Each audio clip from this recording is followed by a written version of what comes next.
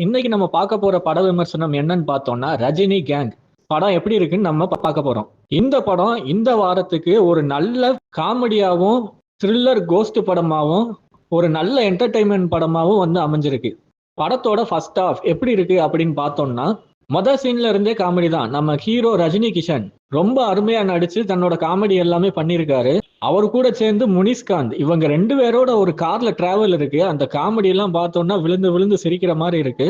இப்ப இந்த படத்தோட கதை என்ன அப்படின்னு பார்த்தோம்னா, ஒரு வீட்டுக்கு திருட போயிருந்தவர் பீரோல்ல இருக்கக்கூடிய ஒரு தாலி, அந்த தாலிக்கு வந்து பூஜை பண்ணி அவங்க வச்சுக்கிட்டு இருக்காங்க. அது தெரியாம அவர் அந்த தாலியை வந்து எட்டு வந்துடுறாரு.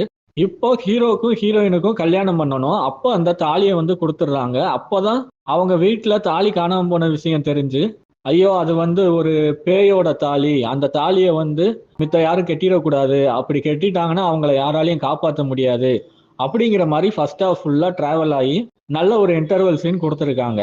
இப்போ நான் செகண்ட் ஹாஃப் எப்படி இருக்கு அப்படின்னு பார்த்தோம்னா, ஃபர்ஸ்ட் ஹாஃப் விட செகண்ட் ஹாஃப் அவ்வளோ ஃபாஸ்டா அவ்வளோ நிறைய காமெடியோட சூப்பரா போகுது.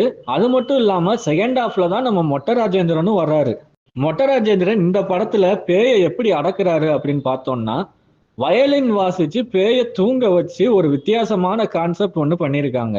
இன்டர்வலுக்கு அப்புறம் செகண்ட் ஹாஃப் உண்மையிலேயே அவ்வளோ காமெடியா குடும்பத்தோட போய் பார்த்து நல்லா சிரிக்கும்படியா அமைஞ்சிருக்கு இந்த ரஜினி கிஷனோட ரஜினி கேங் இந்த படம்.